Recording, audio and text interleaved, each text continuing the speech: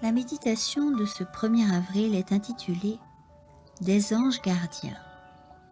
L'ange de l'Éternel campe autour de ceux qui le craignent et il les délivre. Psaume 34, 8. Si le voile pouvait être levé, et si tous les êtres humains pouvaient voir quelles sont les actions incessantes menées par la famille céleste pour protéger les habitants de la terre des ruses séductrices de Satan, de peur que ceux-ci ne soient victimes de ces artifices mauvais, ils perdraient une grande partie de leur confiance et de leur assurance en eux-mêmes.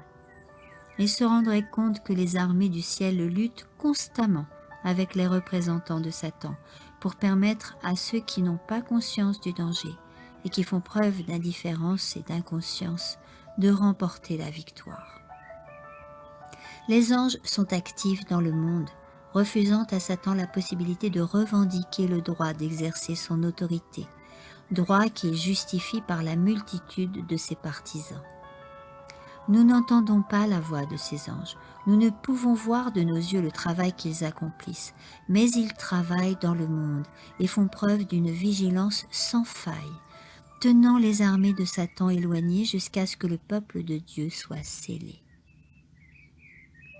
Les ministres de Jéhovah, les anges, sont dotés de grandes capacités, d'une puissance et d'une force indéniables. Et ils ont pour mission d'aller du ciel jusqu'à la terre pour s'occuper de son peuple. Leur tâche consiste à contenir la puissance et la colère de celui qui ressemble à un lion rugissant, cherchant qui il pourrait dévorer.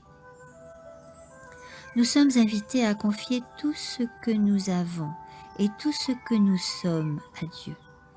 Puis, lorsque nous nous trouvons dans des situations éprouvantes et dangereuses et sommes en contact avec Satan, rappelons-nous que nous pouvons remporter la victoire. La victoire contre l'ennemi au nom et par la puissance du grand conquérant. Tous les anges sont appelés à notre secours quand nous dépendons ainsi du Christ, et ils ne permettent pas que nous soyons vaincus. Cependant, ne nous attendons pas à remporter la victoire sans souffrir, car la victoire que Jésus remporta en notre faveur fut accompagnée de souffrances. Les anges de Dieu communiquent avec son peuple et le gardent. Ils repoussent les puissances des ténèbres afin qu'elles ne puissent exercer le moindre contrôle sur les héritiers du salut.